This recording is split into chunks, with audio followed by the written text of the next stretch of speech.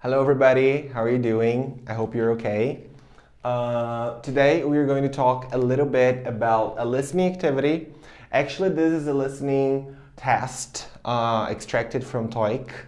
And through these conversations, actually this is just one conversation, but through this conversation we will talk a little about some language structures, and I hope that you will get to know more about English after this video, okay? So, the first thing that I want to call your attention to is the use of this structure. I've never had to. I've never had to wait. I've never had to wait so long just to pay for a few groceries.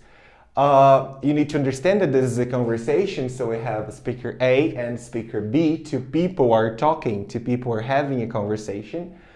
And the first person says, I've never had to wait so long just to pay for a few groceries. You think that this person is happy or not? What do you think? Probably the person is not very happy. The person is expressing that he or she is not satisfied with the situation. The person is saying, I've never had to. I've never had to. And the use of this structure is explained by a verb tense called present perfect. So when I say, I've never had,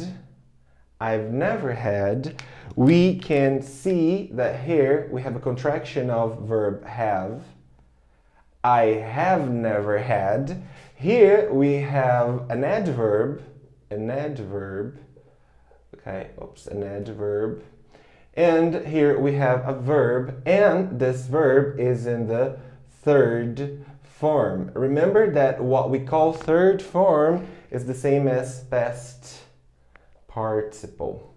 So by just analyzing the structure, past participle, we can tell that this sentence is in the present perfect. But why is it in the present perfect? Let's understand it a little bit better. When you say a sentence like this, I've never had, pay attention to the use of the adverb never. In Portuguese we would say, eu nunca tive que esperar. I've never had to wait so long just to pay for a few groceries. But observe this timeline. We are here. This is our now, our present. This is our future. And here we have our past. When I say a sentence like this, I've never had, I'm not talking about my present only. I'm talking about my past as well. It's a mixture of past and present. Eu nunca tive que esperar. Desde quando que essa ação acontece? Desde o momento em que eu nasci. Eu nunca tive que esperar. Então, obviamente, a gente está usando isso de uma maneira metafórica, né? Hiperbólica, é uma hipérbole. Mas vamos lá, desde o passado até agora, up to now, eu nunca tive que esperar. Essa construção, this structure here, this timeline represents very well the idea that present perfect wants to bring when we use it, which is a mixture of past and present. Something that started in the past or didn't start in the past, and continuous happening or continuous not happening up to now. Eu nunca tive que esperar. And that is why, for this situation, we have to use present perfect. Essa estrutura não caberia com o past simple. Eu nunca tive. I never had to wait so long. If you just say, eu nunca tive que esperar usando o passado simples, né? Não present perfect, a gente não traz essa ideia de alguma coisa que começa lá no passado e vem até agora. Então, sempre que vocês quiserem dizer, eu nunca fiz isso, né? A gente vai ter que usar present perfect. Por exemplo, eu nunca viajei para o Egito. Então, nunca viajei para o Egito. Desde o momento em que eu nasci até agora, I've, que é a contração do have, right? I've never traveled to Egypt. I've never traveled to Egypt. We are saying something that started in the past, or in this case, didn't start in the past, and continues up to now. Então, desde o passado até agora, eu nunca viajei para o Egito. Para a gente dizer frases como eu nunca fiz isso, a gente tem que usar o present perfect. E aí vocês analisam aqui a estrutura, right? We have a subject. Depois a gente vai ter sempre o verbo have como verbo auxiliar e o verbinho na terceira forma, ok? So I've never had to wait so long just to pay for a few groceries.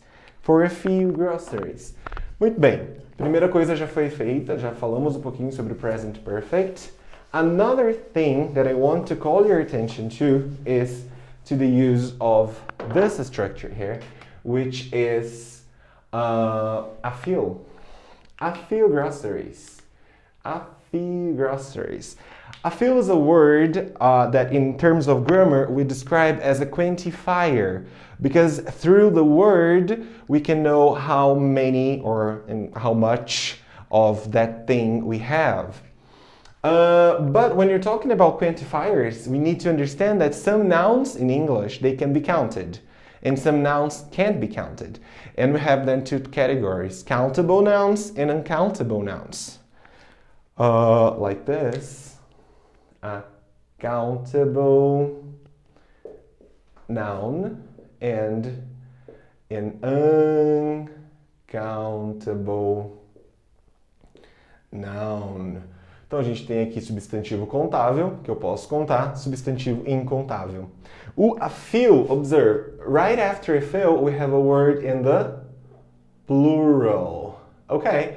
If I see that my noun is in the plural, this noun is countable, because only countable nouns go to plural. Só os nomes contáveis podem ir para o plural. Então, olhando aqui, eu já sei que o groceries, né, mercadorias, compras, está no plural, e se está no plural, ela é contável. Então, o que a gente entende? What can we get from this? We can get that we use a few to talk about countable nouns.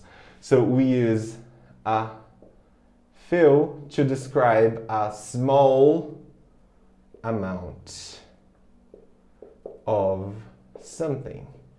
Então, uma pequena quantidade de alguma coisa, nós podemos usar o a few. Mas essa coisa que a gente está descrevendo, this something must be countable. Because if this something is uncountable, we can't use a few. We have to use a little. A little. A few and a little. Para incontáveis a gente usa a little, para contáveis a gente usa a few. Obviamente, depois de a few para contáveis, I need the word in the plural. Vamos dizer assim, eu tenho poucos amigos. I have a few. Eu tenho um pouco, né? Um pouco de amigos. I have a few friends. I have a few friends. Remember, a few is used with countable nouns to express a small amount of. And a little is used in the same way to express a small amount of something, but this something is uncountable. For example, eu bebo pouca água, ou eu bebo um pouco de água. Eu bebo um pouco de água. I drink a little water. A little water. I drink a little water. Eu bebo um pouco de água. Vamos colocar num contexto. Quando eu acordo. When I get up. So, I drink a little water when I get up. Observe here that we are using a little and not a few because water is an uncountable word. Okay? And as it is an uncountable word, it doesn't come in the plural. It's always in the singular. Alright? Muito bem. Um outro detalhe interessante, another interesting detail of a few and a little, is that if we omit a, we transform it into a new sense. We have a new meaning for it. Se a gente tirar esse artigozinho a, ele fica com um contexto negativo. Então pensem assim, eu tenho um pouco de amigos, uma quantia pequena, mas é legal, tô feliz, I'm happy with that. Bebo um pouco de água, I'm happy with that. It's a positive meaning, it's a positive idea. Mas, se eu quero expressar uma ideia negativa de, por exemplo, dizer que eu tenho poucos amigos, nesse caso a gente não pode usar a few, we have just to use few. So they are different in terms of meaning. A feel expresses a positive feeling, something that I'm happy with, whereas feel expresses a negative meaning. For example, oh, I have few friends. I have few friends. I have few friends. Eu tenho poucos amigos. Que tristeza. I have few friends. I'm very sad. Ou eu posso dizer I've got kidney stones. Estou com pedras no rim. I've got kidney stones. E por que você estaria com pedras no rim? Porque eu bebo pouca água. E aí, pouca água é uma ideia negativa. I drink little water. I just drink a little water. Ok? I drink little. Nós podemos utilizar ainda um enfatizador aqui, dizendo I drink too little water. Eu bebo muito pouca água. Ok? Here as well, I have too few friends. It's also possible. Ok? Terminamos então a fala da primeira pessoa. I've never had to wait so long just to pay for a few groceries. Vamos analisar a segunda fala. I think you should get in another line. I think, eu acho que você deveria. I think you should.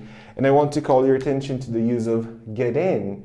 Entrar na fila em inglês, pegar uma fila em inglês é sempre expressa como get in. Get in a line. Get in a line. Vamos olhar uma frase, vamos observar o uso de get in. Let's observe the use of get in another sentence. Let's say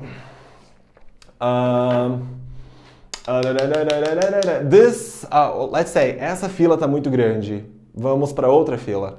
So we could say, this line is too long. This line is too long.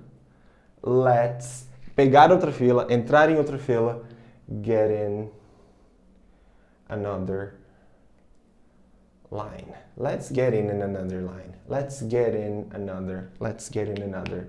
Let's get in another line. Cuidado com a pronúncia, be careful with pronunciation, porque quando nós estamos pronunciando palavrinhas tão juntas assim, né, com tantas vogais e consoantes, a gente tende a fazer um bridge up. Get in another, get in another, get in another.